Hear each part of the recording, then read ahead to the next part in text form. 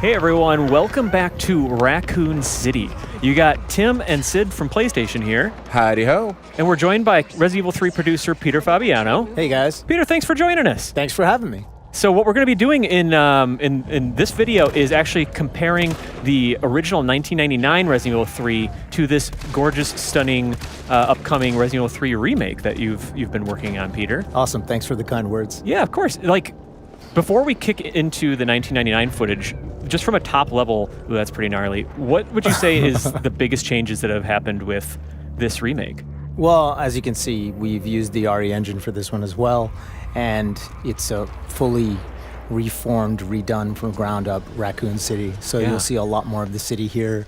There are changes to the way things play out, and I think it's going to be something fun for everyone. Yeah, and it's like I'm seeing some connective tissue from obviously the Resident Evil 2 remake, absolutely celebrated, incredible horror game. So from just at a core gameplay level, can people kind of expect some of the same core gameplay that they loved with the Resident Evil 2 remake in here? Certainly, you're going to see a lot of similarities, but at the same time, as with the original Resident Evil 3, there's a bit more action oriented design here, so you'll see a little bit more. As you just saw earlier in the footage, you have the perfect dodge, which you'll be able to utilize and play, I think, which adds a lot more to the gameplay as well. Cool.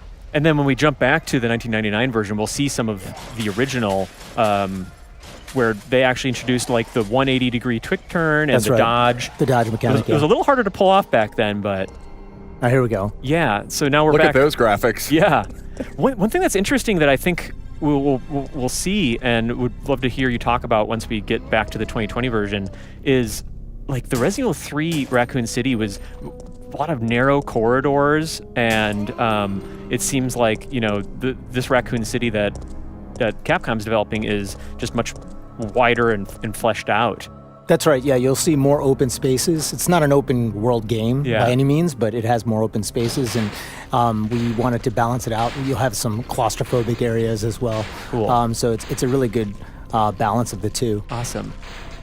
Oh, I remember this scene so well. I loved this game when it first came out. I was a huge Resident Evil fan, and I remember 3 distinctly. I think we're going to be hearing more about it because it did introduce some really cool gamelay elements that we hadn't seen. Actually, here's one of them. Yeah, this is, to me as a player, this registered as really the designers saying, you're going to want to use these barrels in the environment, which was totally new to the series at this point. Everybody knows what a red barrel's about now, right? Yeah. Yeah, so she's lining them up, Whoa. and there you go. So satisfying. And I recall, obviously you could still lock, I think you'd hold down R1, and worth noting that this was, original PlayStation game back in 1999. That's what we're looking at here. And you could kind of lock onto environmental traps and stuff with R2 and help you kind of select that, because we didn't have the beautiful, free aiming over-the-shoulder That's right. camera. It's not the over-the-shoulder camera. It's a fixed camera. Zombie's here having a Jill sandwich there. Yeah, he's taking a bite. I always, even though it was always annoying to get the ankle biters there, the animation of her just kicking their heads off. I love it. Is very satisfying.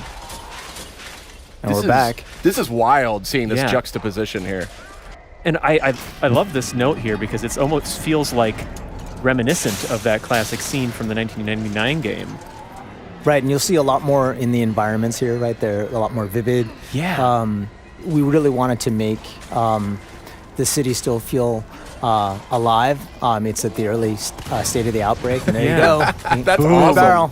That's great. Yeah, there's more zombie variety. The shops, neon signs. What we're seeing here, Moon's Donuts and the Crab Shack there, right. all of it is just, I feel like it just has more personality. It's just more fleshed out and vibrant.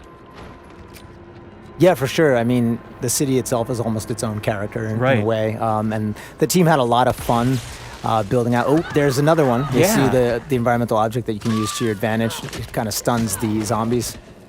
And that's brand new to this remake. I don't think that was featured exactly that same way in the original. Really cool. Make a pit stop in a donut shop. Jill, she did work out of the Raccoon Police Department, so the fact that she's in a donut shop... She would know this place like the back of her hand. We'll just go right into the stereotypes. That's right. Peter, can you confirm that you can eat donuts? Oh, never mind. We have some new footage I can neither confirm nor deny. Okay. So the beginning of that, the very beginning of this video, we saw Jill kind of noting that there's like a substation that she needs to go get some power reactivated. And you actually have the same task in the 1999 version, which that's what she's on her way to do here. Oh, nice shot. You get the twofers. I'll tell you, people don't always appreciate what they have these days. I mean, this is what gaming was growing up, and this is state of the art. And it's still a blast. Well, it looked great for its time. Absolutely. Oh, sure. Yeah, it was terrific. There's more zombies on screen at the same time. I remember that was a big thing about this game. Oh, there's that precious red herb. Yeah. Tim, what are you doing? The potency of your, I was feeling pretty confident when when we recorded. Yeah, worth noting, this is all pre-captured gameplay that we're looking over here. But speaking of crafting herbs, Resident Evil 3, one thing that really stood out to me was the gunpowder and the reloading tool. They're seeing some gunpowder there. Yep. You could craft your own ammo, which ended up kind of becoming, here and there, it would kind of come and go with the series, but Pete, was this the first time in the series? Well, you had it in RE2, the reimagining of RE2, right? So it returns here. Yeah. So it's so cool to kind of see it full circle because I remember it in Resident Evil 7 and Resident Evil 2. Right. And just I'm excited with the remake to go back and see where that kind of came from. Yeah, it's great because you have to make choices. You decide which ammo types do I want to make, what's more important, what's more valuable. Had not been seen in the series before this game, and I remember it was a bit controversial back at the time in this particular game from '99. But now I actually prefer it. I love being able to craft ammo. Cool. It's such a precious commodity. So, and yeah, at this point in the original, Jill has to turn the power back on to parts of the city. Right. And this was an interesting part of the original game, which was, I think, were these called live events? Yeah, the live selection. Live selection. Oh, yeah. I forgot about this. So then you could make the choice. Right? Yeah. And in this case, Fry 'em. chose to increase the electro output, which is kind of an interesting, now, You get the environmental attack. Yeah. And so, Kinda. but now you can kind of, do it, it's more organically. So, and if I'm understanding right, those aren't in the remake. The live selections. That is correct. Right, Yeah, okay. this time around we wanted to tell one consistent story. The Yeah. director really wanted to tell Jill's story as she goes through and makes her way. And that's something that's cool is that it's not a one-to-one remake across the board because this is the substation or the sort of where you're trying to turn the power on. That's right. As it appears in the remake, right? Yes, that's correct. And I think it's important, and I can't say this enough. We wanted to make it feel fresh but familiar. So you'll see a lot of new things for players of the original, and there's plenty of stuff for newcomers alike. And there you go. Yeah. So these are the drain demos, right? Yeah, and these guys look pretty faithful to the way that they appeared in the original, and just very fast and skittering,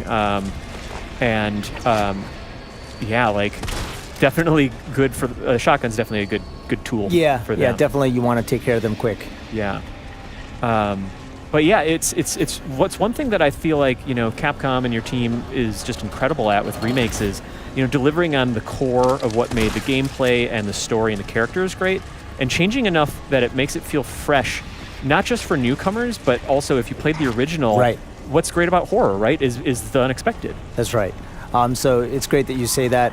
Something that we definitely want to keep true to the essence of the originals, but we want to make it feel fresh as well. So if we're familiar with some of the original stuff, you'll find some changes here. Yeah. There's the big boy. That's, and of course the original game, the 1999 original, was called Resident Evil 3 Nemesis, and so it wouldn't be anything without our buddy Nemesis. That's right. So I went and got some, some footage of a battle, just a random sort of street encounter, because he dogged you throughout the game, and he's doing the same again in this remake, right, Pete? That's right. The original called him the Pursuer, right? Yeah. And in this one, he follows the same path. He's out for Jill and whatever remaining STARS members are out there. Yeah. And here we see like his strategy appears to be sort of a lot of running, punching. He's got these tentacles that you can ensnare you with, and obviously he wants to end them. What can you say about how Nemesis has been like updated and changed, just from like an aesthetic to even like an AI sort of level? Well, first and foremost, aesthetically, you'll see that we were able to use current graphics to make him look even. There's awesome. our buddy. That's so cool. even more imposing. You've got this hulking menace chasing you. He looks even bigger now. He's huge. Yeah, he's to scale. So yeah, you'll notice here he's got his tentacles, and he's gonna be chasing you all throughout. As soon as you see him, you can stand and fight if that's what you choose. But I suggest you run. Get out of his way because he's very nimble. He's very fast in this one. Generally the preferred strategy in... Well, I want players to play the way they feel is best for them, but, running is one strategy. You could try and take him down if you'd like, though. Yeah, and one of the last times that we talked with you, Pete, we were kind of there you go. checking out Tyrant, and that's a new move. That leap is huge. From the Resident Evil 2 remake, how much of that, the reaction to Tyrant and how he was implemented in RE2 remake, do you feel like influenced how Nemesis is? Well, when the director saw what they had done with RE2 and Tyrant, he's like, wait a minute, he's kind of getting to Nemesis levels here, so he didn't want to be outdone. Yeah. And we took that in stride. Of course, some of the stuff we took from 2, but Nemesis is his own, right? His own brand of fear, terror, right? I think that'll come out when you play. We'll see more of him too. Here we have Jill in one of her earlier encounters with Carlos, who is from the, I think is it the Umbrella Countermeasure Service or... That's right, Umbrella Biohazard Countermeasure Service. Yeah, and he's had, similar to Jill, like, can you talk about how your team updated the characters, both from like a visual and... Well, one thing that was important to us is that Carlos appeared to be a partner to Jill. Yeah. We wanted him to feel like someone that she could rely on. And with the updates to Jill's visuals, with the original, she needed to stand out in that environment and the graphics of that day. But with this game, it's very photorealistic. Right? Yeah. We use some photogrammetry. So we wanted her to fit in those environments and feel believable. And we think that she's still the Jill that everyone knows and loves. You'll see a lot of that come out with the voice acting and the performances.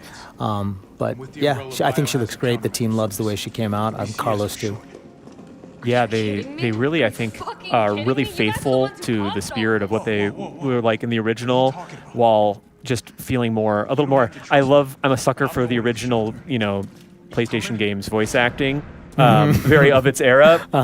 But it just updates it really, really nicely.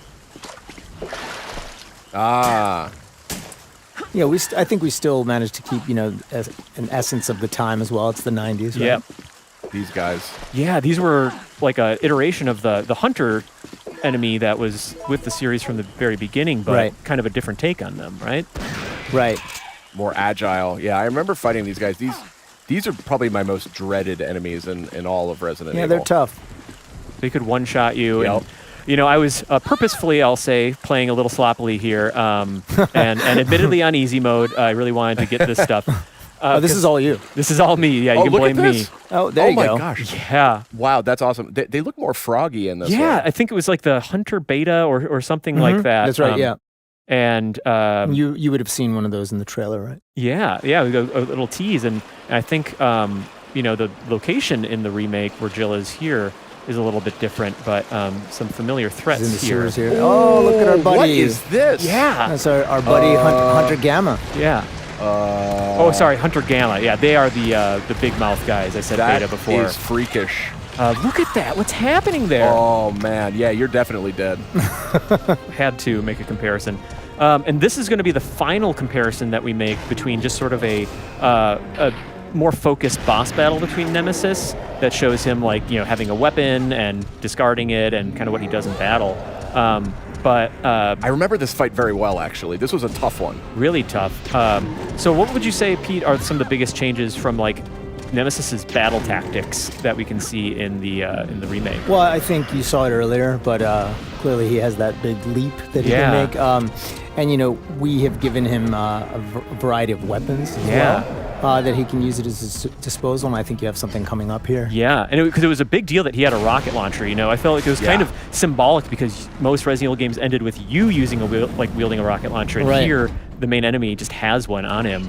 And then this is brand new toy for Nemesis here. That's right. He's got a flamethrower. So fun times. Yeah, looks like Jill's combating that with her own grenade rounds. He looks so cool. Yeah. Thank you. Oh man, and I just love how also just classic this boss battle is with the, I want to, of course, shoot the glowing orange bits. And but yeah, just this environment. And again, we were talking about before, but how, like, you know, to my knowledge, I obviously haven't played the remake all the way here, and I don't recognize this area from the original, so there's just a lot of fresh stuff in there. That's right. I mean, one of the things that we need to look at is pacing. Yeah. So as we're building the game out, and there's a lot of iteration, and it just made sense for us to put a boss battle here. Yeah. It just felt right, and we're like, okay, you know, now's the right time. So we gave him a flamethrower, and we get a big boss battle at the top of this construction site. Yeah. This is epic. This is super cool. So cool. And he's got a variety of moves here too. Yeah, it just totally changes up his game. Ooh. But we won't. You beat him. You finally got him. Yeah, right. Did you? Of course, he's down Did you forever, though? right? That's it. Well, Pete, before we wrap up, anything else you wanted to mention about the remake here?